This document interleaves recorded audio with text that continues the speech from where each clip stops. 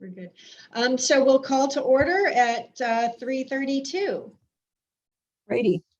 And the next item on the agenda was to approve the minutes from the last meeting, and you'd sent them out by email, and I think everybody was good with them. Is everybody, I move to approve the minutes. Second. Okay, they're approved.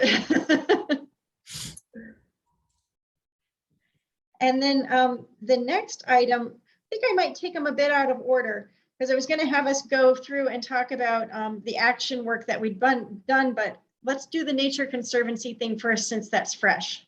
Mm-hmm. So Joanne and I just met with Adam, and he couldn't have been more lovely. And Fantastic. this sounds like a wonderful thing to do, and a very light lift for us in the world of these actions. It starts off essentially, we put together a workshop, and we don't conduct the workshop. He will do it along with Jess from Sustainable Connecticut. So we'll just be the audience. So how easy is that? But the work that we have to do in the beginning is to put together the audience. And he has some materials he's going to send out to you and me, and we'll forward it to Joanne, that he's going to send out to us on Monday, that are essentially just some survey materials and worksheets for us to do to figure out, well, who should be invited to this workshop. He specifically brought up the notion of, like, your Department of Public Works head would want to go. You would want to go, obviously, as a member of the team, but also as a first selectman. He was talking about, just people who have, let me see what he called the people. The decision makers, those who carry things out, and those who have to live with those decisions. And that's where the equity component comes in. Okay. And so he has materials that he's going to send us to help us identify that, with the aim of having between 10 and 14 participants at this, and that would include the three of us. So anyway, we'll obviously be able to dissect that a little more once we get his materials and start answering some of the questions and getting some surveys out. And Joanne made an excellent point that we should be, well, Adam said we should be able to do that part of it pretty quickly. He said it would take a little bit of time, but not a lot of recreating the wheel, just, kind of organizing it and getting it out, and then schedule the workshop. And then when you get your results from that, that's when you kind of start doing your work. But Joanne made an excellent point that we might want to include some of that outcome in the POCD. So we didn't know when that's due. It's a longer term. But when is the POCD due or done? I don't think it's due until next 23. Oh. Yeah, really? I'm pretty sure. I think that's what they said last night at the P&Z meeting. Okay, we were thinking it was due this spring. I was thinking it was like March or something, or the spring, but because they're going to be holding like a couple of community forums over the Q1 of 2022. That changes things then, yeah. Oh, good, because we were going to try and rush this, and we thought, that you never want to rush things, but it might be worth rushing it in order to get it into the POCD. But now you're telling us we have some cushion there, so we I think we should find out definitely what it is. I don't think it would be rushed. I don't think it was like we're trying to rush it. I think it would just be if we wanted. So the big thing is whether we do it virtually or in person. I think probably we don't want to do it in person this winter, because like Leanna said, a lot of people are gone for the winter. And then also with COVID, it's harder to do it safely with windows open and stuff like that. And then also, just it seems like these waves go down in the spring anyway, like sickness, flu, everything. Yeah. So, in the spring, we could do it in person, which is, beneficial in a way. I've done enough of these Zoom things that it's very different to be in the room with a bunch of people. So I guess we would just have to find out when the POCD is done. Because I do think it would be important for them to get the summary of findings. Because I'm just reading through their last set of minutes. And coincidentally, there is something in their minutes that talks about review of booklet number 4, sustainability and resiliency. Yeah, well, I actually looked at their meeting. I went to their Zoom thing because, of course, I've been interested in this whole P&Z thing that just was voted on last night. So I went to the POCD just to see what they were up to, and they did talk about the sustainability team. They know nothing about us, so apart from like this thing with Adam, I was thinking that, yeah, we do need to start do like some cross-pollination with some of these groups. That would be really beneficial to all of us, I think. Yeah, I also think it would be great to have somebody from P&Z on the team, and then that person can be that connector. Yeah. Any ideas who you would tap for that? So David Birnbaum is on the Municipal Affordable Housing Steering Committee. He seems to have great energy. I don't know if he would be available. Trying to think who else. I don't know. I'd have to think about it. Yeah. No, I mean, he seems like, he wants to be involved, and seems to also, judging from the meeting last night, really well informed. Very well informed. Yeah. Which is nice. I like that. I'm just sort of blowing through here. I don't see anything obvious, but I can definitely follow up on that. Who would know? Would Donna know that? Yeah, she's not here. She doesn't. She only works a couple hours on some Fridays. Depends on when she has meetings. I was gonna say I would just email her if you don't want to have that extra thing to do. Yeah. You want me to do it then? Oh, sure. Okay. That would be great. I'm happy to. Yeah, well, I feel like just adding more little things to your list. It's a good thing you can't see my desk right now. It's not really necessary. So yeah, I can email Donna. This is to find out when the POCD is due. Yeah.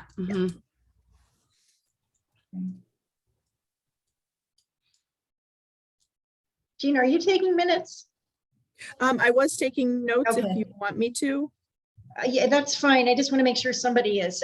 Okay.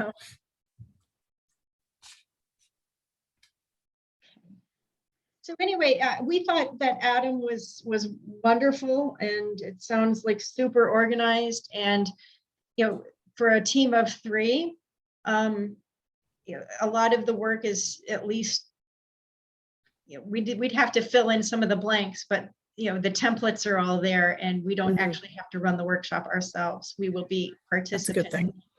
This all made it so much easier to want to do something to undertake, but maybe we should take a quick vote. Do we want to undertake this Nature Conservancy project with Adam? All in favor? Are you making that in the form of a motion? I guess I'm making the form of a motion. It's so silly with 3 people, because by the time it's seconded, it's approved. I'll second that. I have a cat meowing. He says that's silly too. Yeah, what I guess all in favor? Vote against it. I'm outnumbered. Yeah. Okay. So we're going to go ahead and do that. We asked him to go ahead and send. So Jean, look in your mailbox. It's going to come to you and me on Monday. We'll forward it to Joanne. His preliminary worksheets and surveys for us to then kind of fill in the blanks and then send out within our own community. And he made an interesting point that I always think of you as a kind of regional person, Jean, because He said, with smaller towns, it doesn't have to just be Kent people, because we're kind of also a region, and that we might want to reach out to other entities that you might not think about, like the COG or the VNA for the region, the visiting nurse. Because he said, sometimes you just don't think of going outside of your town, but we're welcome to go outside of the town into the region where it makes sense. And he said too, the COG sometimes has funding for, some of the things that might come out of this that we might not be aware of. So something to put in our thinking caps about perhaps including COG people in this. And I know you're in touch with COG people. So, yeah. Yes. So anyway, I was just going to say, actually, Leanna, if you want to, do you have his email? I do. Adams. If you just want to email him before he emails you and start a thread with me on it, might be easier than him sending stuff and you guys having to forward it to me. We'll do that.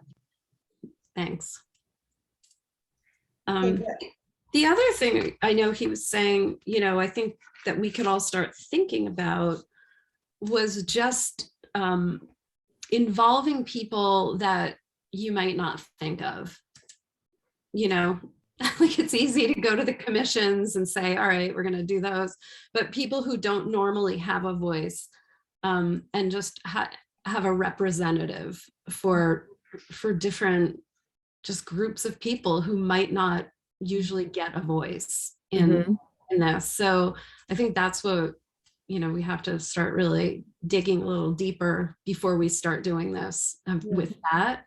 Yeah, and I think that's the point of the materials he's sending out, is to help us dig a little deeper. Because I did ask him, are you contemplating, having us bring in just random citizens? And he said, no, not just random people, people who but that's could what I actually mean. have It's a representative from different groups. So it's not just inviting everybody, but it's having representatives. But sometimes there's the usual players, and then there's the people who aren't, which we have to really try to think about. And Jean, you probably know much more. Well, you both probably know much more than I do about where. I wouldn't bet on that necessarily from me, but no, it's I think it has to do with all of the equity training that we've attended, touching base with that, so to speak. There are groups that are voiceless and never considered and left out, and let's make sure that we don't leave them out in our projects. So helping us identify who those people are, and finding a representative. It's not even that. It's not even letting people out, like leaving people out for their sake. It actually makes it better when you're including everybody. So I think seeing it from that perspective too, is that it's really important to include all the voices, because they just make it better, because they're going to have ideas that are different, or they're going to have problems that are different that we've never thought about. And it actually really helps the town and sustain itself. So we need that voice too, because say you've identified a group that maybe needs help, and you say, okay, let's all go help them, but let's not really ask them what they want or need. Let's just go tell them, let's go tell them what they need.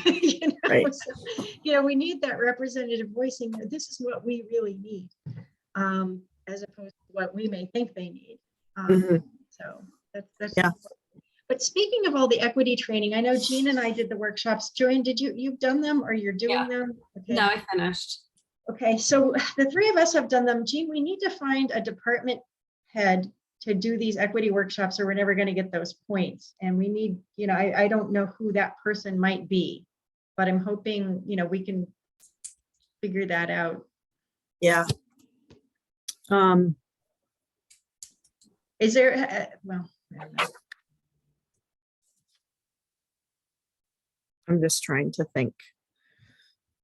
And you don't have to answer right now, but we do need to get another person, and it's, it's not a community person. We need somebody who has, a position in town government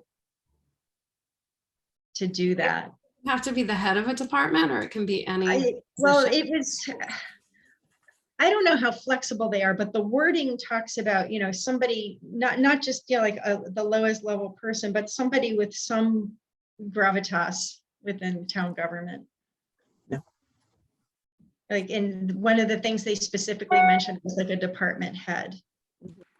So, Okay. so I guess that's a nice segue into, where we stand with our actions. And I'll just go first and say, since we just brought up trying to get the points for that, I have been I had written to Jessica, and she put me in touch with a fellow at Sustainable Connecticut, Chadwick. His name is Chadwick, and he is now our guy. So I'll send out his email address, and he couldn't have been more lovely. I Zoomed with him because I wanted to get our materials submitted so we could get points for some of the current projects at recycling projects at the transfer station. And Jean had been lovely and gathered up all the, oops, I lost us. Am I still here? Yep. Okay. Jean had, shoot. Jean had gathered up all of these contracts and whatnot from some of the different recycling projects. I went and took some photos, and Chadwick helped me get it all uploaded, which was, I would have never figured out where to do it on my own. So he was wonderful. So for doing that, you had to go to the portal, right? Right. And I wasn't actually authorized. I had gotten an account, but Really? part of it. So somebody named Taryn had to come, and it was trivial, but we did it on the Zoom and we're done in 3 seconds. But so anyway, we uploaded what we needed to get points for the paint recycling and the textile recycling, and he seemed to think we'd be good for that. But one thing I had not realized, and I guess it was kind of hidden in the Sustainable Connecticut website, but you upload all your materials and it just gets put into your town's file. And you say, this is our materials for this action, and this is our materials for that action. And then periodically, the Sustainable Connecticut powers that be review all that. So they don't review it on a rolling basis. They have dates on which they review. So like if you want things reviewed, if you don't meet their due date for that cycle, then it'll have to get reviewed in the next cycle. So, and I don't know how many times, I don't know if it was 2 or 4 times a year, but they review stuff and they'll assign you points or tell you need to go back and do more work or bring stuff in. But the nice thing about Chadwick is that he's able to look at it and say, I think you have everything you need, or this is not going to be enough. You need to go out and finish. And Jean, technically, we're not allowed to get points for recycling of materials that are mandated by the state. Glass is a mandated recycling material by the state. So I said, are we going to be able to get points for this new glass recycling? And he said, what you're doing sounds fascinating. I told him about how they grind it up and they put it as a material in the concrete and whatnot, and that we can get some of it back and get a deal on it because we put in glass, we can get stuff back. And he thought that was fascinating. And he said, you might actually be able to get points for that. Submit the materials, we'll see. And I'll raise it with some people who are over his head to see, what they think. Because he said, even if you can't get points for recycling the material because it's mandated, he said there's a design your own action at the, like 13 or something like that. He said, you might be able to get points for that. So Jean, I still need to get the contract for that from you. Okay. So I don't know if, I know that it's required to recycle, but I don't think it's required to source separate it. Yeah, that's what he's thinking. He understood all that, and that's what he would have to go, and because it's kind of like splitting some hairs, because technically we shouldn't get points for it because it's a mandated material, but because we're doing it differently, he thinks we might be able to. So I wanted to go ahead and submit that stuff to him so that he can run it past his supervisors to say, well, maybe we don't submit it under the recycling program. Maybe we submit it under that kind of catch-all, design your own thing and get points that way, hopefully. Okay. Because he said he thought we should be able to get some points for that. I also emailed him your bear letter, about the bears, because I said, she spent so much time on that and it's so well done. I said, where would that fit? And so he's going to look at that and see if there's something that we can massage that into. Okay, cool. Well, you did, you spent all the time. The bear letter? Did you see Say that it again? What was the bear letter? I feel like I'm missing something. I had a bear in my kitchen one summer afternoon, and he was there for over an hour. And I do remember this. Yes, yes, I do. And so the Deep sent out a bear biologist. She's just a biologist, but in that case, she was the bear biologist. And she, when they were setting the trap, we met for a long time, and she talked to me about how to live with bears. And so I wrapped that all up into a newsletter. I do remember now that you're saying it. I thought it was, I don't know. And it was, what are you talking about? It wasn't a letter in the mail, it was an email. Right, yeah. A newsletter, like mid-month newsletter kind of I thing. remember Yeah. that. And it took a while to, it was a lot of information that was pulled all into this email. So that would be cool if it could get us some points. And see if where would it fall? Is it only, or at least contribute to some action item? It may not be a complete one, but I said, gosh, she spent so much time on it. It strikes me. And it seems so relevant to some of these things, but I'm not really sure. Sometimes you have something and you have to kind of make it fit. Right. He's going to see where he can make that fit. Okay, cool. So anyway, I will go ahead and send out, because I said to everybody, contact Jessica Leclerc, but now Chad's our guy. I was going to say, you're going to give us his contact information. Good. Yeah. And so is he the COG fellow? No, he's just one of those Sustainable Connecticut people.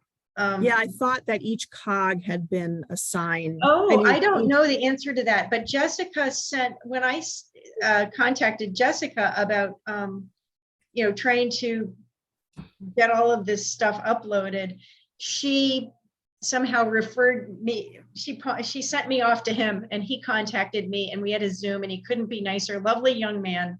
I think they're either called fellows or interns, and each of the COGs in the state. I think he's a fellow. Okay. Actually, I'm making stuff up. I don't know that for sure. It's fine. He's one or the other. I think he looks like a fellow. He's definitely a fellow, but I don't know if he's an intern or a fellow. Okay. So I think he was assigned to all the 21 COG towns. Yeah. So anyway, but he could not, he's extremely positive, extremely patient. So that's a good segue for this portal, because I have a few questions. I never got like an invitation to it from you, Jean. Yeah, that's so weird, because I looked back, I it wasn't like in my junk or anything. So right. So I don't know if you can send it again, or should I go like to Chadwick? You're going to go to Chad. Okay. Chad knows you exist, Joanne.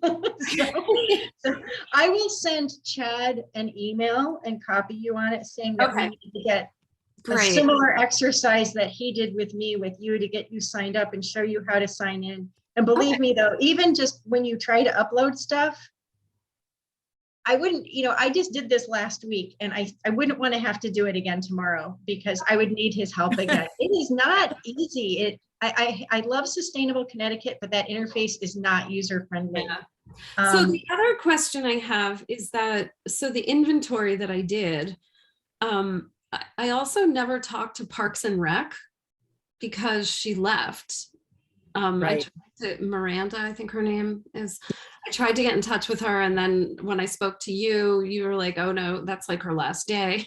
So, is there someone to talk to at Parks and Rec about what programs they're doing, or not? Because that would be complete my inventory and I could then put that into the portal. So you could talk to Lynn Harrington. Okay. I know right now they're doing a learn to skate and a skiing program, but they have done other ones, other programs. They did a tennis program over the summer. Don't they do after school programs at the school? Yep. It's Okay. called the after school program. It's about 2-ish hours for students after school. Right. Okay. And that's an every day. It would just be in the arts. So I'm not doing an inventory. I'm just doing an arts inventory of youth arts. Right, of course. Right. So that could, the after school program would likely fit because they do have time for arts and crafts activities. Okay. All right. After school program. All right. That's what I thought I knew, was that they were running the after school program at the center school. Okay. Yeah, and they still are. Lynn Harrington would be maybe know more about that. Yeah. And I can get you her email address. Is she the Parks Director now, or? No, she's the chair of the commission, Okay. of the Park and Rec Commission. So that job is still unfilled? Correct. They're in the process. I think they had interviews last week, I think. Mm-hmm. And then, I don't know, Leanna, are you done talking about actions, or I was just going to. I'm done with anything I have to say. So whatever, if you want to add anything, or Jean, obviously when we get this stuff from Adam, that's going to launch us into a new project.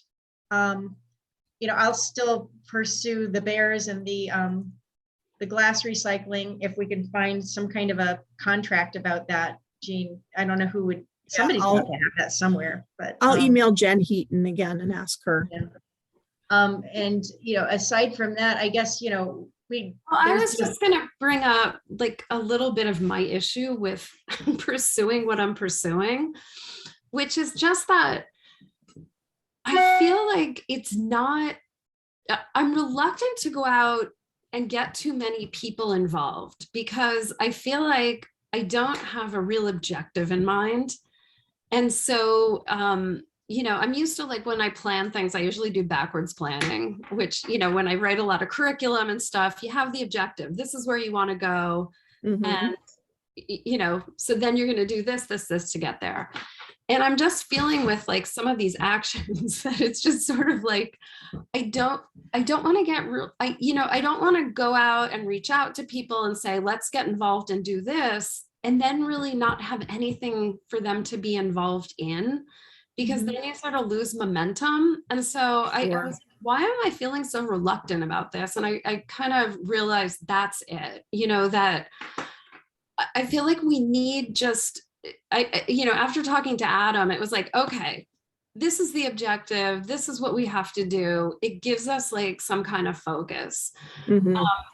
And so I feel like we kind of need to do that. And even if you guys are not going to be involved in the, youth arts or something, I'd love to, just like have a springboard that we're all in agreement about what we're reaching towards. Is this going to come up with like an arts festival? Is this going to end with, trying to have, a lot of it also is we should do a survey and try to find out what people really want.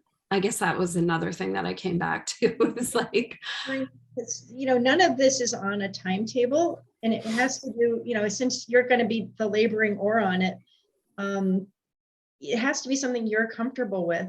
And I think, even if you wanted to go out and say form just a little committee of, say, the art teachers in town or other artists in town who would you envision who would be the adults working on this with you, and see what they think, what would they want to have as an arts program, and do a survey of parents with children of that, in the age groups, because that's your audience. I guess a little bit, I'm also reluctant, with Karen Chase as the poet laureate, like when I met with her, like she's just ready to go, like people want to jump in and get involved.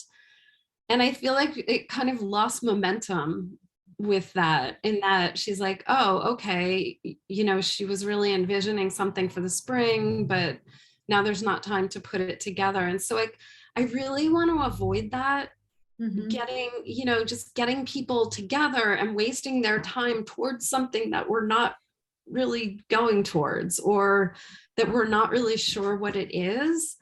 And I'm not positive how we want to remedy it. You know, I'm happy to take off and do my own thing, but then I also feel like it has to be part of this whole group too. And it's too much work for one person, but I think, you know, part of the way is Sustainable Connecticut envisions the way things get done. Like, we have our core group here, but we don't all do everything. But No, what we I can do is we can like, we can form a committee of people who want to work on that project. Say it's an environmental project. Right. I get And- that. Yeah. But I guess my point is that before we have a committee, our core group needs to decide what we really want to do. Mhm. I see what you're saying. Okay.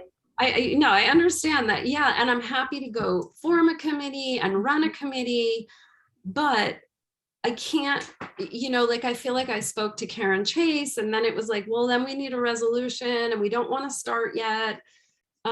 And so that's why I'm a little reluctant to start something, because like, once I started, I'm all in and I want to go and do it. Yeah. So that's why I'm thinking, as a group, that we kind of maybe need to come up with, say, like, we want to do this by then. And, you know, if it is youth arts, I'm happy to take that on, but I feel like we have to agree on a direction a little bit more, the three of us, until there's more of us, if there's ever more of us. But do you understand what I'm saying? I understand. You want to be able to say, I have this vision. I'd like to be doing X art thing by this amount of time, and then go out to the art teachers in the community and say, you know, can you be on board with this with me? Right. Kind of, is that I think that's what I'm hearing.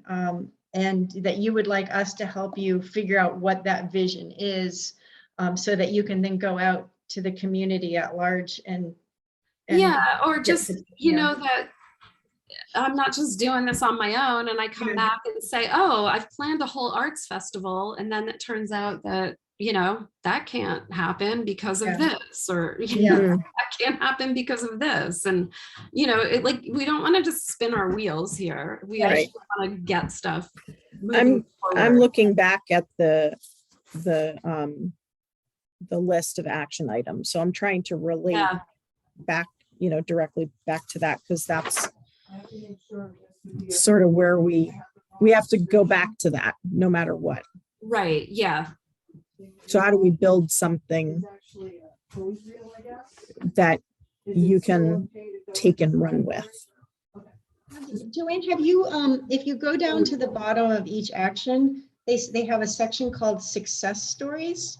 And they have, like, they'll list 3 or 4 towns, and you can click on those and you can see what they did, what their submissions were and what their ideas were. And that's, I think, might be a nice food for thought kind of launching pad. Yeah, no, I've looked at those, and oh, okay. Yeah, no, I've looked through the website, I've looked through the stuff. I feel like it's just a matter of saying, all right, you know, we're gonna do this by this time, and like, we all as sustainability team have to be on board with it. Yeah, that makes sense. You know what I mean? That it can't just be me going out there. I mean, otherwise I'm just like a loose cannon. So it's just looking at the list. It sort of builds from create an inventory, and then convene a diverse selection of community representatives for a roundtable discussion, then using the inventory, create an educational program that includes the recommended steps developed in the stakeholder meeting, and then create an implementation plan. And so you're trying to understand or get us to figure out what's going to come at the end. Well, yeah, I mean, well, there's that. Yeah, like what are we working towards? Yeah. And also, I mean, so much of it is surveying too. Like we had talked about writing a survey and just really Mhm. find out what people need. I mean, we could do a general survey. Well, maybe that's the answer. Or we could do, like, I could do like a youth survey for people who have children. Like, what would you want? I know there have been people that are really looking for stuff, like more youth, youth-centered things. No, but I would think parents would be your target audience, you know, what kind of art and maybe even surveying older children directly. But it sounds like maybe that's the first step, is to get this survey put together, see what comes out of it. And then from that, you'll know what. Okay. And then, so if we're going to do a survey, how would we put it out? Would it go out from like town hall and yours? So before we get to a survey, I kind of feel like it might make sense to walk through that next step, which is getting together. Yeah. Because my kids haven't been in school, you know, I have a 22 and a 27-year-old. So I'm certainly, you know, I don't really have a voice at that table anymore. I don't either. My kids never went to school here either. So, you know, they didn't grow up here. And so maybe, you know, maybe the next step is taking that inventory, you know, a one pager, because it's probably pretty brief, but creating, you know, a nice looking one pager and going to a PTO meeting. And asking, you know, approaching the PTO and saying, I would love to be on your next agenda to talk about, you know, what the Kent Sustainability team is doing, this focus on youth arts and culture program, and you know, this is our process. We'd like to put together a roundtable of parents and students. You know, why wouldn't you want to include students? Or teachers as well. Yeah, exactly. So that might be a way. I think that roundtable is going to get you to a survey, because then you'll have a lot of those, you know, sort of the people who are experiencing arts and culture, youth arts and culture right now. And then out of that, I think you'll be able to build a survey that will ask some good questions. That's a really good idea. And I know that there's a lot of desire to come to, you know, get people are very anxious for this park and rec director to get put in place, because everybody is like, okay, where's this person? We're ready for programs. And so the timing might kind of actually be perfect for this to all sort of be happening, because then you can serve this up, you know, your roundtable notes, your roundtable, you know, what came out of the roundtable and the survey results to that new park and rec director. So the timing would, you know, be a really, really great coincidence.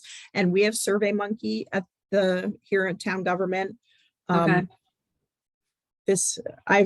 built so many surveys for DPH, and I built the survey for ARPA. So I can easily, that's an insomnia hour thing for me. All right. So, so then I would do a survey just specifically for this. And I think that's a great idea for like the PTO meeting, to try to meet some parents and teachers. The art teachers, Yeah. Now, are you contemplating this just to be for younger kids? Would this be for high school age kids or not? Yeah, I don't see why it wouldn't be, which that's what I was also going to say, you know, like the Kent school or South Kent school. Well, you're not going to get the private schools occupy their kids' time all day, every day. I don't think, and their parents, they come from all over the world. My kid went there. So, I mean, they're self-contained. But what about pulling them into the community? But that's just, I know they are self-contained, but what about like giving them an offer not to do an activity, but like to run an activity? Well, they could do that with little, like they'll have some of the older art students do like something with younger children. But just to have them, more integrated into Yeah. the community, I think that would be a great thing to do for sustainability. I mean, I know they don't need us, Yeah. but But, it would be a nice thing. it's just And they hard. have- It's Go ahead. hard to get them. They're very few minutes of downtime in their days. Yeah. They go to class, they eat, they go to their sports or their theater or whatever they're doing, music, and then they eat, and then they have study, and then they go to bed. They don't. So when Prescribed life. yeah, it's very well for a reason. Do they But, do they do any like service projects? some, So there's some, Part of their yes. curriculum. yeah, so all three Well- schools do have community service programs, and the Kent Yeah. School does occasionally come over and provide help on during their community service time Wednesday afternoon, I think it is. On At the club, it's not required of every student. So oh, I it's- thought it was. Okay. That's interesting. Yeah, because I was gonna say most high schools do have that requirement at this point, but but it's Yeah. well, my kids didn't have to Marblewood do does it, so- have that requirement. They Yeah. actually don't have classes on Wednesdays, and it's a community Ah. service day. I, And I know that, so just to sort of wrap up that, the Kent School students have been coming over from time to time and helping out with the after-school program. The South Kent School students came 2 weeks ago to our first reboot of the senior lunch, the Friday senior lunch. And 3 of the boys served lunch and then sat down with the seniors and ate, and it was, oh, nice. yeah, it That's was lovely. nice. So there is desire with all 3 schools to really be part of the community, for Yeah. sure. Okay. But, Yeah. but they don't have gobs of time, and when they Right. do, it's in little packets. So they're not I gonna mean, that's probably run fine. something, but they'll help with something. yeah. I'll But I mean, definitely send kids out to help with things, but I don't Mhm. think you're yeah, gonna but get. you have to give them some agency too. Like Mhm. like they can do something within 2 hours. Like you're there for them, but let them Yeah. run the Right. workshop. Let them Mhm. work with the kids and. But then, Right. yeah, but then you also have the regional high school, the Housatonic Region 1 high school. So that's drawing from the region. So Right. I don't know if you would then be just calling out Kent area, Kent kids there, or if you would be addressing, it doesn't sound like you're going to address the entire region, just Kent. I mean, that seems Right. Yeah, I don't know, but yeah, that's There's a lot of kids who get off the bus, for the Husi bus in town. And so those are, likely kids who are unoccupied for the afternoon if they're not involved in sports. They have, I don't know if you've ever heard of it, up at Husi, they have what's called the Art Garage. I've which heard of is- it. I haven't seen it. Yeah, it's a great program. Okay. And maybe there's something there, because that's also a youth arts program. So you should probably call up to Husi and just get some information from them, Great. Okay. because that is, addressing, it is there for the Kent students. Okay. All right. I feel like I have more Of a of a bucket. thing to hold on to here. Yeah. Yeah. No, I think the PTO meeting is a great place to start. That's a really good idea. Thank you, Jean. Sure. And All right. Jean, speaking of poet laureate, you were going to draft up a resolution, so we Yes. could get Karen on the road. I don't know I if you had a think- chance to do that or not. I haven't, but I think I can do that this weekend.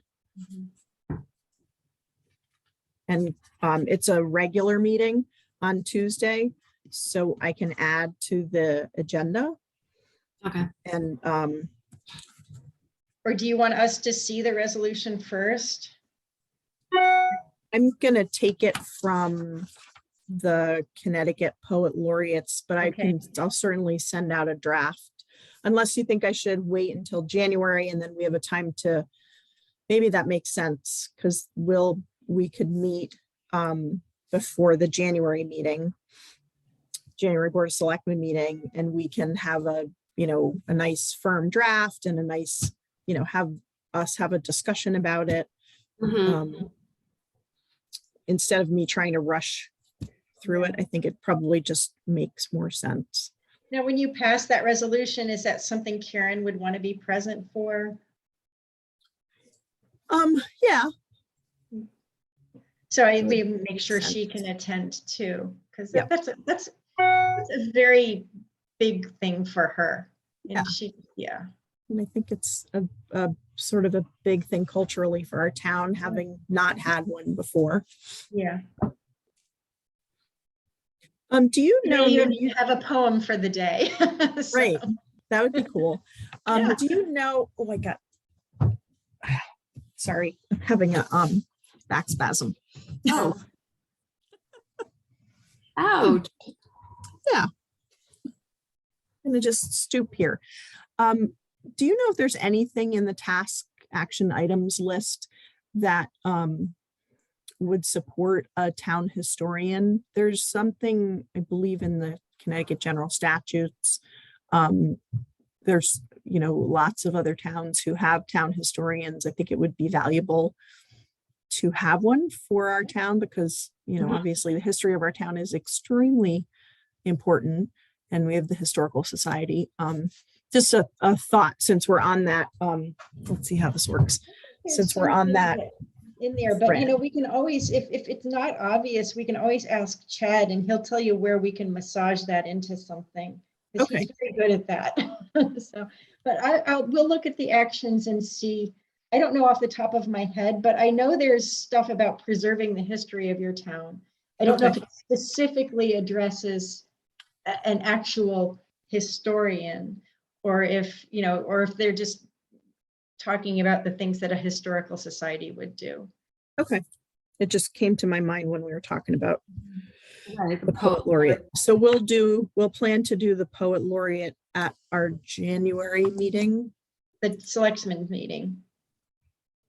Yeah, but to have like a final conversation and review the resolution at our Yeah. January meeting, which should be. Are we second Friday? We've been doing the second Friday, so that would be January the 14th. Yep. And the Board of Selectmen meetings beginning in January are going to be the first and third Thursdays we switched to. So you'd be meeting on the 20th. Yep. So that would actually be perfect. Mm-hmm. What time do we want to meet? Because we had been meeting at 2 and you wanted this one later. Was that just because of Adam or because of something else, or?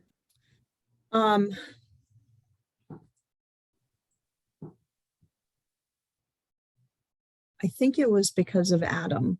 Okay. Do you want to go back to 2 o'clock then on the 14th?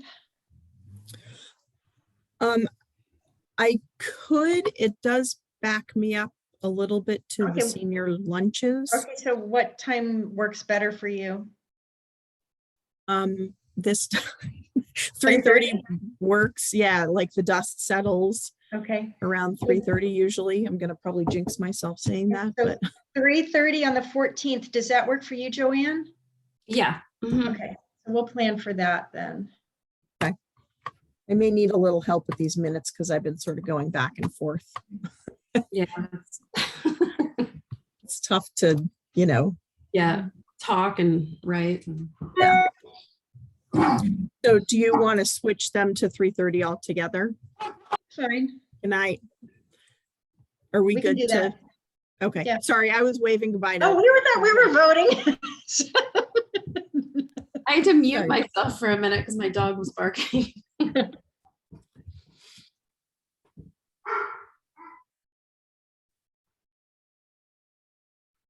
Okay. Jean, hopefully a quick question. You were filling out a grant application for a composting program?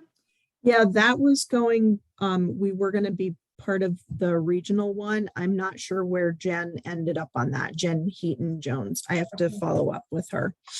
Who is she? She's the executive director of HRRA. Oh, okay. I'll do it in the same email as the glass contract. No, I know like Alicia Draper had wanted to participate in the composting program when we do that. And I just wanted to let her know like what's going on with that. So Yeah, I just haven't had a second to follow up, but I'll email her about both of these things. Did you hear that California just passed a law that all residents have to recycle food waste? well, that's good. It keeps the methane out of the landfills. I was Yep. reading about that. Apparently what happens is, all food decays and produces some kind of a greenhouse gas. But if it's buried in a landfill, it produces methane. And if it's composted, it produces carbon dioxide. And you say, but aren't they both awful? Well, they're both greenhouse gases, but methane is a way worse right? than the carbon dioxide. And you're going to have one way or the other. But I just got I was on an email list where I got this huge thing about not just how to compost, but just how to cut back on food waste, period, and how to modify your own personal kitchen. How can I as a person contribute less to all of this? And just a lot of it's common sense, but we don't all exercise it. So. Right. And it's hard to make those habitual changes, even though they Yeah. can be pretty small. But then also just in terms of what you buy and feed your family, and certain food products, animal products obviously contribute more to the greenhouse gas problem than say buying beans and things like that. So just they weren't advocating vegetarianism, but they were advocating maybe cutting back on the animal products and things like that. And then just also don't keep buying all this stuff that you're not going to eat. Right. Well, I found it hard moving here because I have to go grocery shopping for like a week or two, or whereas I was used to, the store was a few blocks away, so every night before dinner I pick up something to cook, and you don't waste nearly as much when you're doing that. I mean, there'd be like leftovers of things and all, but it's not like trying to anticipate what you're going to eat for the next week and then, throwing away the whatever's rotten in the fridge. Right. And sort of knowing, because when you buy, I found buying like strawberries or blackberries, they may have been sitting on the shelf for one day. They may have been sitting on that shelf for 4 days. And so when you get them home, you actually only have a day and a half to eat them before they start to go bad. But this article was interesting. It talked about, making friends with your freezer, and also just, this whole, and I guess it's it's a very trendy thing anymore, this notion of meal planning for an entire week, so that you're not, just buying a bunch of, home with all this extra stuff that I really didn't need. And also, taking advantage of donate stuff to the food bank, if it's non-perishable, or if it, even if it is, but you're not going to use it, and you're not going to use it because you and your husband both went out and bought 3 containers of tomatoes, send some of them to the food bank and stuff like that. And talking about, there's a tremendous amount of restaurant waste. I've heard that before. Yeah.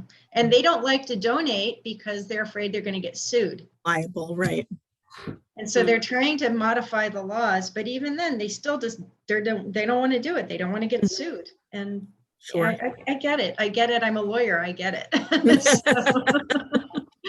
But at the same time, there's got to be a way.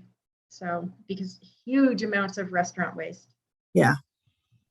Anyway, that was a digression, but on the composting. But I know that there's, I was listening to NPR the other day, and Lamont was on, and people were calling in, and a couple of different people called in asking about statewide composting. Like this is a thing. So there seems to be, it's a very trendy idea these days. So. Well, Mira is set to close next summer, and that's the trash plant up outside of Hartford, and everyone north of us, they're Mira customers. And so we're the only, I think we're one of 2. It's us and Roxbury, because so the cog is like shaped, but there's like Barbara Henry used to say, she's the the tail of the dog on the cog, because Roxbury is way, way far south of us, but she's actually in our cog. And so it's just us and Roxbury who are part of HRRA. Everybody else in the cog is part of MIRA. And it's, I feel terrible for these towns, and it's going to obviously affect us because it's going to be a huge statewide issue. And it will affect everybody's rates, and it will affect the town's rates going forward. But HRRA is, I don't know if you have been watching, but HRRA is like a leader in the state. Jen Heaton Jones, who's, as I said, the executive director down there, she is a very highly respected solid waste and recycling professional in the state. And she's one of the prime people who are working on the what is it called? The SSMA, I think it's called. It's a coalition to reduce solid waste in Connecticut. And part of it is, obviously due to this MIRA plant closing, because if that's not there, and that's a huge amount of towns in the elsewhere in the state, where's that going to go? I feel like one of the biggest problems is the food itself that you buy, the packaging in the food. Is there? Yeah. I feel like that needs to be really addressed. Is that your lettuce didn't always come in a plastic container, like everything is in a plastic container. Right. Yeah. And I feel like there's got to be legislation against some of that stuff. There's so many small but important things that need to be addressed. I know that Jen is probably is working on legislation with a bunch of other folks to bring back the one of them is the propane recycling containers, because those are apparently they get dumped, people throw them in rivers. Oh, gosh. It's beyond me. And so she's looking at legislation that is vendor, I forget what it's called. Sorry, my brain. It makes the vendor, it's like the paint program. When you buy a gallon of paint, you're actually, you're sort of paying for it, but also the vendor is paying for, the people who make the paint are paying for that paint to be recycled at the other end, at the end of its life cycle. Provider responsibility, there it is. And so they're looking to write that into legislation to make those cylinder manufacturers responsible for the end of life. Okay. And there's another product, I can't remember what the other one is. It might be smoke alarms. But I know that the propane cylinders is one. And as we get into the legislative session, there's going to be it's going to be another big year for environmental and solid waste legislation.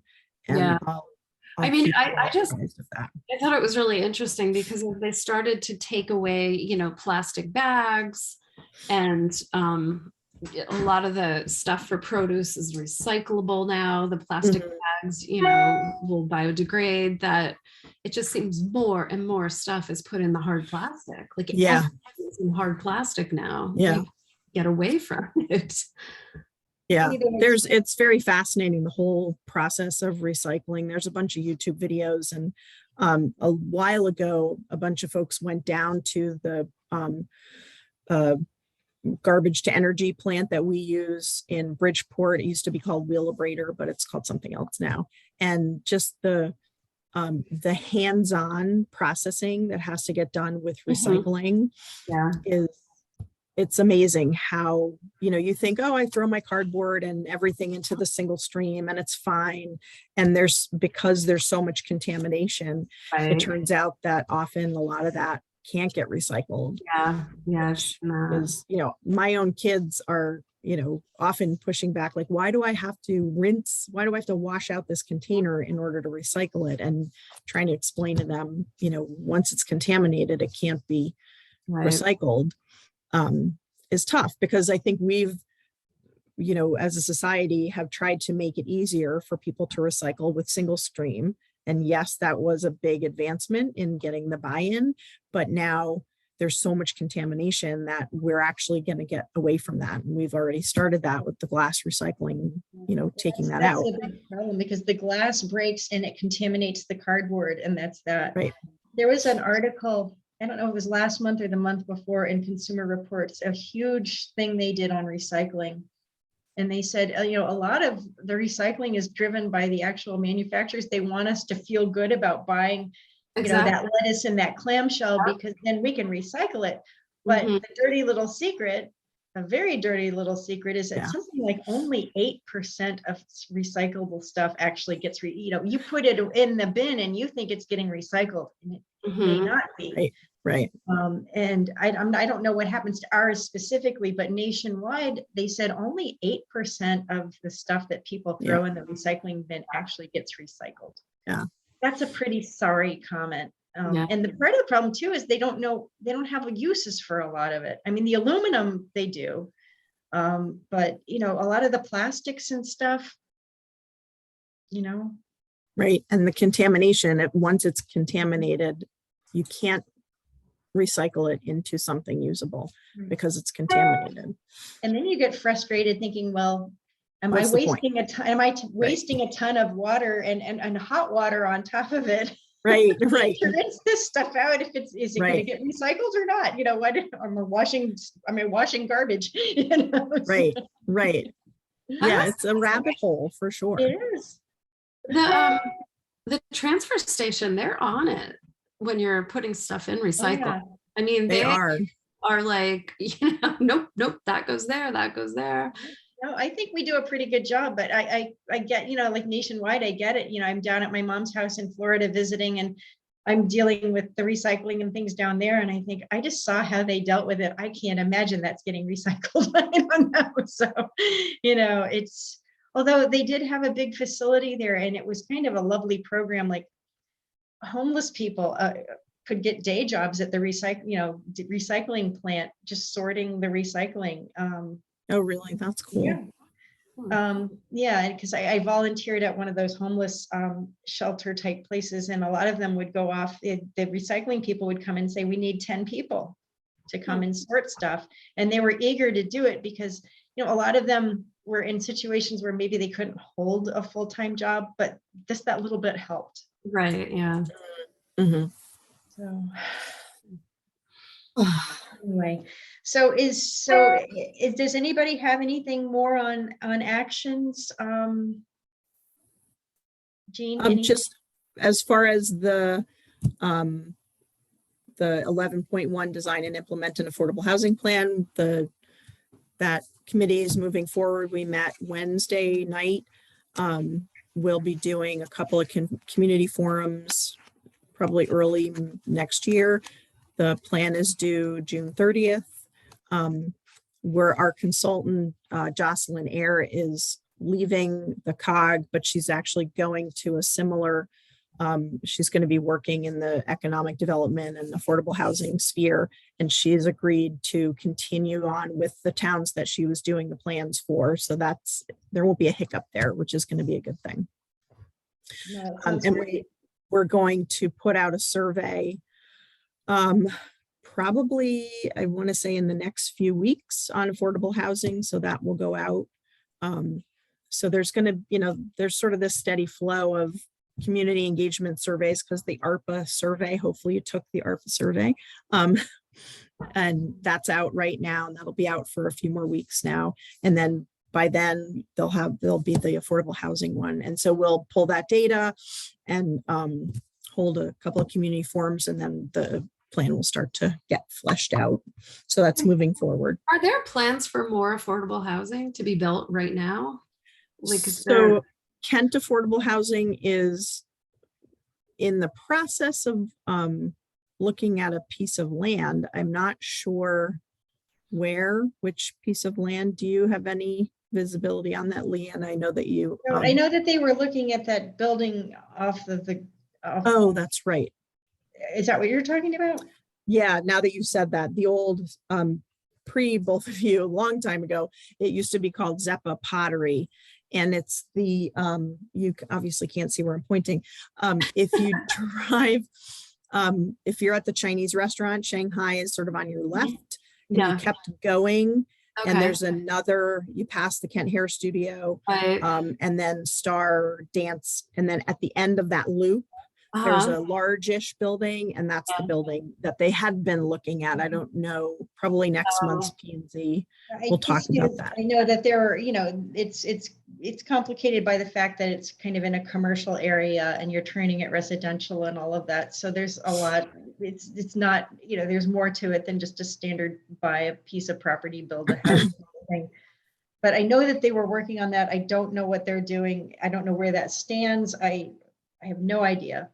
Did you think they were looking at another piece of land, or is that the one you're thinking of? I think that's the one that, I was thinking. I think they're very committed to try to make that work, but there's, just because of the nature of that, there's more to it.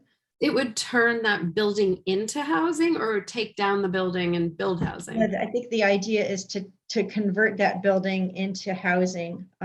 But it's on the edge of a commercial area. I think zoning and I think zoning's already dealt with that, but you still have a lot of things you have to deal with when you're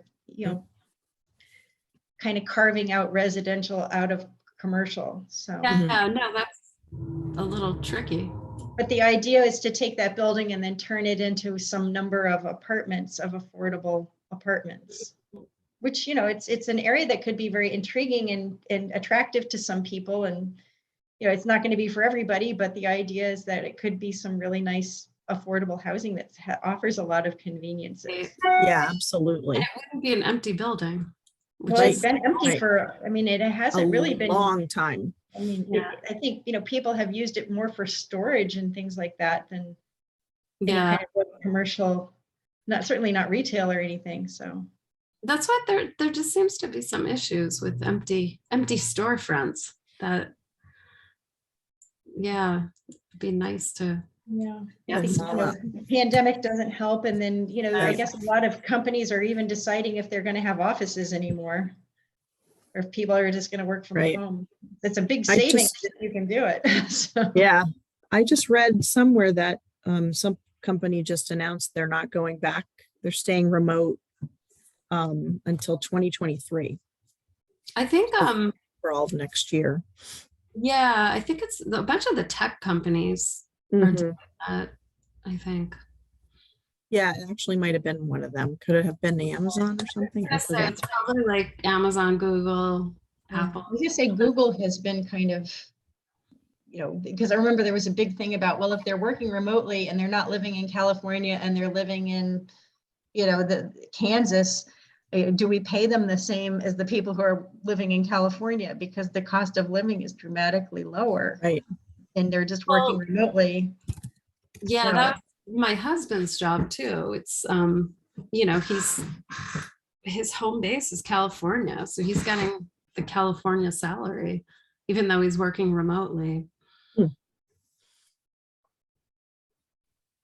There's a lot of reckoning coming with these companies and what to do, and as their leases expire and things like that, do they continue if they're going to have people working from home? Do they need all that office space? And well, that could end up solving some of our housing problems in this country, maybe.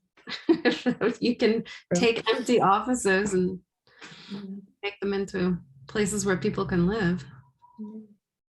But there's a lot of reckonings that are being accelerated because of the pandemic, I think. So.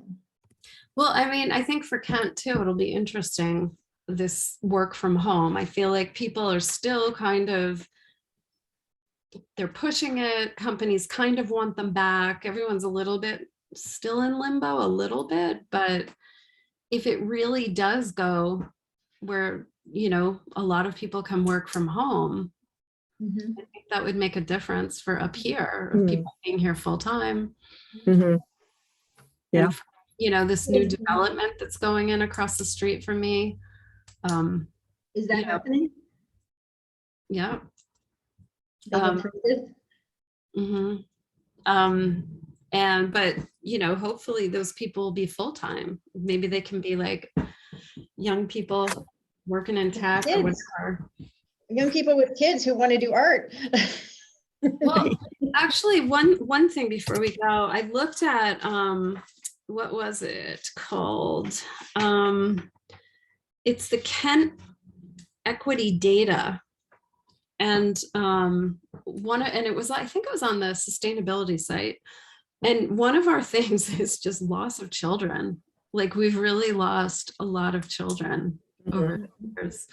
And then no diversity was another thing. It's just really very little diversity. Well, hopefully getting a parks director in there will help, with the kids. Cause I remember one of your opponents for selectmen, that was his thing. That was his whole reason for even running was parks and youth programs. And I thought, well, there's obviously a screaming need for that.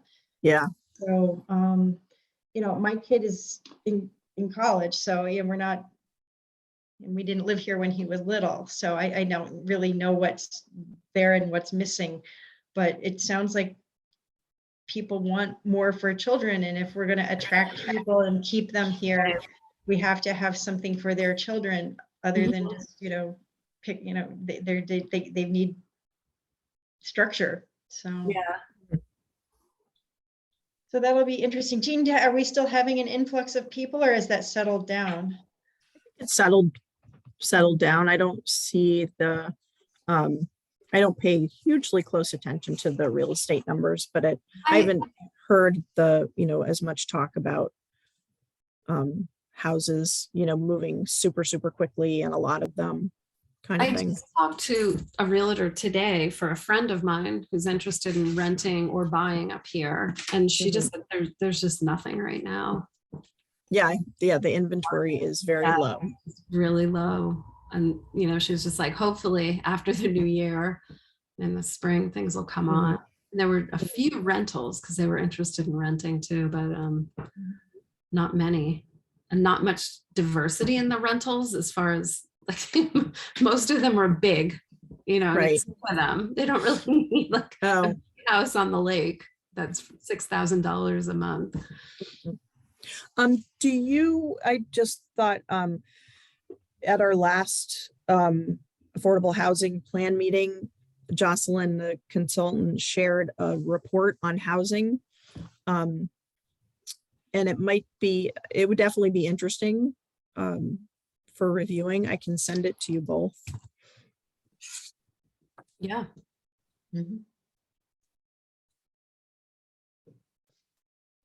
Yeah, I always thought it's kind of a complicated thing around here because technically, all of the like the Kent School, all of that faculty housing, that's part of their compensation. Right. And obviously very affordable, but it doesn't count as affordable housing for the town. Right. So I kept thinking, well, how do we really parse that all out? Because you'll say, well, we don't have any affordable housing, but we have a lot of people living in affordable housing that doesn't count. So, like, for example, the Kent School on Schaghticoke, if you drive up Schaghticoke, across from the school, there's these little gray buildings. Well, that's housing for like cafeteria workers and stuff like that the school provides. That doesn't count. Right. So you're kind of like, well, what are the real numbers versus the numbers that fit in with the definitions, So I'd be so curious to know that. But I don't think that anybody's ever compiled that kind of information. This report has a lot of that. It's really quite fascinating. I was also curious for affordable housing because I really know nothing about it. Are there any programs that just help people, like say young people who can't afford it to buy land and do farming? If they wanted to buy a plot of land in Kent, is there any agriculture? Right, for and start like a small farm or do small farming, but they don't have the ability to buy it outright, like some kind of program where they would like pay it back. Because I think one of my issues with like affordable housing is that if it's all rental all the time, or it's, like the Kent school paying for it, people don't build up equity. They don't become homeowners. They don't really, it's not really joining the game. It's just always on the perimeter. But I don't know if there's anything that exists like that. Yeah, I don't know. I would think that there must be USDA programs. There's a lot in the USDA that addresses rural living. I know that there's a lot of focus. I don't know of any specific programs, but there are, there was mention of this at the meeting the other night, that, the current generation is less and less interested in owning a home. Neither of my kids want to own a home. They're like, we don't want to we see what you all, go through in maintaining a home and owning a home, and being tied to a home, and they don't want to be tied to that burden of owning a home. And I've heard that from other people that age. I have heard that. And I mean, my kids are in their 20s, but then I've also heard where it's like, they say that because they can't afford it. So, it's just like, well, I can't afford a home. So no, I don't want a home because I'm not willing to spend, that much money on a home. So, yeah, I don't know. It's going to be interesting. Say that again. You faded out a little bit, Leanna. They move jobs a lot too. They don't get a job and plan to stay there 20 years. Right. And that's part of it too, I think. Yeah, there's definitely a shift in what their priorities are. And I think over time we will see a shift in housing, the older my kids get, the more I see them wanting experiences versus things. So I think we will see a shift over time, but I think it's going to be interesting what this affordable housing survey, what the results are. I think it will give us a lot of good insight. Is it going out to everybody? Yes, there is going to be two. One's going to be a worker survey, and the other one is going to be sort of a residential survey, because there are many people who work in Kent but don't live here, and sort of understanding from their view what their interests are, what how they see housing. Right. Yeah, interesting. But I'll send you this data. It's pretty interesting. Yeah. And there's a lot of places in the data where it compares us to other surrounding towns, which it's very interesting. Yeah. Was it positive? It was just interesting, seeing what the affordable housing stock is in Kent in comparison to other towns. Ours is pretty high. It's not where it should be at all, but it's much higher in comparison to our neighbors for sure. There's a lot to consume, but it's very interesting. I'll actually dig it up and get it off to you right now.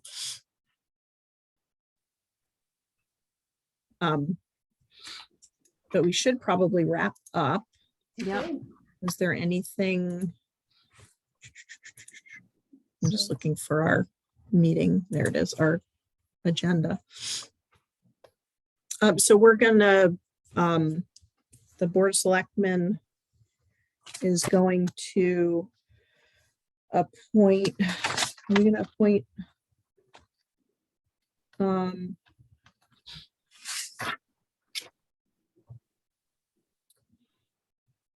Alicia Draper to the team. I keep emailing her and I don't hear back from her though. So I'm just gonna send her another email, because she said she was really just interested in the composting part, but thought she might like to be on the committee as a whole. And I haven't heard from her. And so I think I'm gonna try again and just say, hey, do you want to come to these meetings or not? Because I suppose we could appoint her, and if she doesn't want to participate except for composting, she could, I don't know, Jean, it's up to you. She may not. Why don't you see if you can get in touch with her? I will, and say, do you want to come to this, or do you just want to be kept in the loop when the composting arises? Yeah. So, And everybody's busy, and I don't Yeah. know if she winters somewhere else, so maybe she's traveling or something. I'm not sure. but I thought she might try to come to this one, and I don't know. Okay. I'll reach back out again and just try to flush out what's really going on there. So. Okay. And so as far as trying to increase membership, I feel like we might, I have these new, they're sort of in between the monthly newsletters called Community Conversations. And the most recent one, I think it was ARPA. And it's really a deeper dive. I'm just logging into, I can't even remember my password. I want to log into Constant Contact to show you. Because I think it might be interesting to do one on Kent's sustainability team, because I feel like, especially the youth arts, I feel like we sort of had a good step forward in that, and the fact that we've really honed down to these 4 sort of buckets that we're going to focus on. So we could do one on this, our process and what we're working on. Let me find one.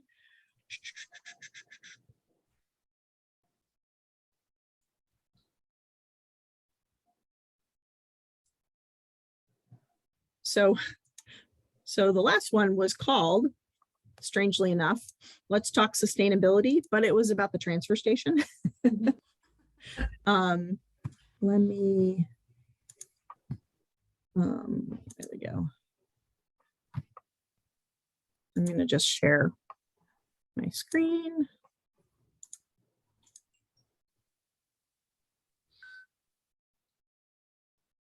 Okay, can you see that? Yeah. Oh, Yeah, I saw that. Yeah. Let me make it bigger. Okay, are you looking at my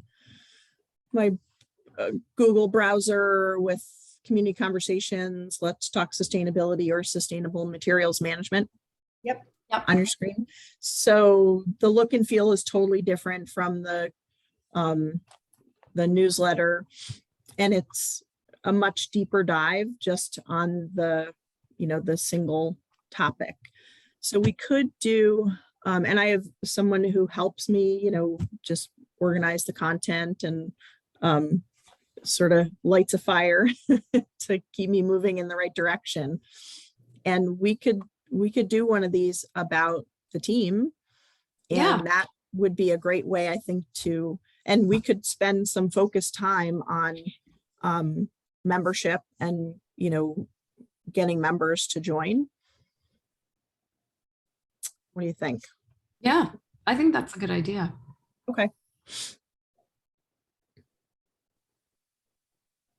I'm not scrolling too fast. So I can get started in the next week or so, sort of fleshing out the basics And the 4 buckets that we've decided on. Jean, do you you sent that out to the same list that you sent the newsletter out to? Yes. Huh. Yeah. And then we've remember let me see, it went out October 8th. Yeah, I mean, I could have missed it, but Also a while ago, so you might have forgotten. yeah. No, I just didn't remember seeing that one. But I get your other stuff. And it's sort of a balance. I some people say, oh, you should send more. Some people say, oh, you send too much. So I'm trying to I think it's balance. I was gonna say, it seems like a good balance. always send stuff out. People want to be informed, and if somebody doesn't want to read it, they don't have to. Right. But, Exactly. there's always some tidbit there for somebody. Yes. So I can start to flesh that out and send you the draft in the probably next mid to end next week. We have a board selectmen meeting that is a very, very big agenda. So it's gonna, I'll be prepping this weekend and through Tuesday for that. But